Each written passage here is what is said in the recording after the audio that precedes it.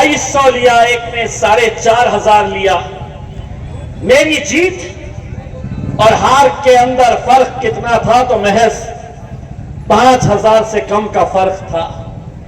तसव्वुर करो, एक दो उम्मीदवार और खड़े रहते, 2500 वोट ले लेते, तो 40 साल से जो कौम एक जश्न का इंतजार कर रही थी, वो 2019 में वो जश्न उन्हें देखने को नहीं मिलता था। न जाने और कितने साल लग गए होते। आज जो साजिशें हो रही है मेरे भाई, आप अंदाजा नहीं लगा सकते हैं। भाजपा वालों ने, शिवसेना वालों ने इस बार 10 उम्मीदवार खड़े किए हैं। 10 उम्मीदवार, एक एक को अगर आप देखेंगे, अल्लाह माफ करे, लेकिन उनके घर की माली हालत क्या है उन्हें देखने से समझ में आता है। लेकिन एमपी का फॉर्म भरे है।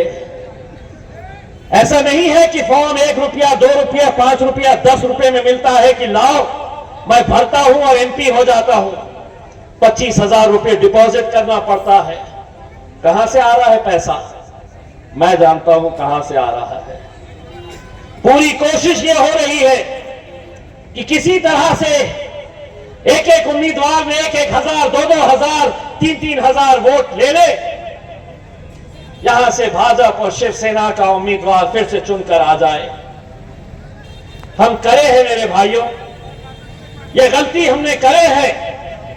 आज भी आपके बीच में आने वाले हैं। सभी राजनीतिक पार्टियां एक हो गई है। सभी, भाजपा हो, शिवसेना हो, कांग्रेस हो, राष्ट्रवादी हो, वंचित हो, सभी के निशाने के ऊपर एक ही इंसान है। पूरे महाराष्ट्र से कितने मुस्लिम एमपी है? 1। सिर्फ महाराष्ट्र से नहीं मेरे भाइयों, हम सबको इस बात के ऊपर सोचना चाहिए और हमें अपने आप के ऊपर शर्म आनी चाहिए। हमारा सर शर्म से झुकना चाहिए। कम से कम ये आप लोगों की दुआओं का नतीजा है कि कम से कम आज महाराष्ट्र से तो एक एमपी चुनकर आया है।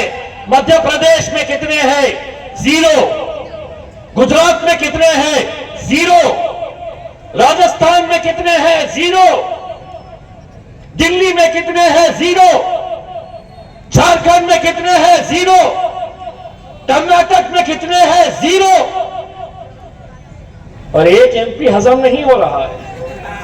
उसको गिराने के लिए पूरे के पूरे साजिश लगे हुए हैं। और हमारे ही अपने सफों के अंदर बेईमानों की जरूरत, कोई दूसरों के पास जाने की जरूरत नहीं है। रात में यही लोग महफिल सजाते हैं और यह कहा जाता है कि नहीं, हमको सेक्युलर जमात को लाना है। जूती पे मारते हैं हम तुम्हारे सेक्युलरिज्म को। सेक्युलरिज्म का मतलब यह नहीं होता है कि हम वोट डालते रहेंगे और सत्ता में तुम जाकर बैठेंगे। 70 सालों से तुम यही काम करते आए हैं। हम बाराती बनकर तुम्हारे घोड़ी के सामने दूल्हे तुम बने हुए हैं और हम बाराती बनकर नाचने का काम करते थे। लेकिन अब शरद पवार साहब, राहुल गांधी, उद्धव ठाकरे, एकनाथ शिंदे, देवेंद्र फडणवीस, सुन लो, अब हम दूल्हे बनेंगे, नाचेंगे, ताता थैया कराऊंगा इनको इंशाअल्लाह 13 तारीख को। हर लिहाज से तैयार रहना, हर लिहाज से तैयार रहना। आएंगे, आएंगे। एक उम्मीदवार का धंधा क्या है? एक साहब दारू की दुकानें खोलते फिर रहे हैं। दूसरे साहब जितना कम बोले उतना बेहतर है उनके बारे में। शुरू कहां से करूं, खत्म कहां से करूं, मुझे कुछ समझ में नहीं आ रहा। एक अगर बोल दिया मैंने कि कायदा मेंबर ऑफ पार्लियामेंट अंग्रेजी में लिख के बताओ तो लिख के दे नहीं सकेंगे। लिख के बताओ अंग्रेजी में, नहीं मेरे को खासदार होना है। आप लोगों को ये इलेक्शन बहुत जिम्मेदारी के साथ लड़ना है मेरे भाइयों, बहुत जिम्मेदारी के साथ लड़ना है। अगर ये समझ लीजिएगा, अगर खुदा ना करे ये इलेक्शन अगर हम हारते हैं तो ये अकेले इम्तियाज जलील नहीं हारेगा। अगर आज से रमजान के आखिरी अशरे में हरसूल में मोतीवाला की मस्जिद, वहां पर एक मौलाना दुआ पढ़ने के लिए आते हैं, बहुत अच्छी दुआ पढ़ते हैं। मैं हर साल उस मस्जिद के अंदर जाता हूं, वो दुआ करते हैं।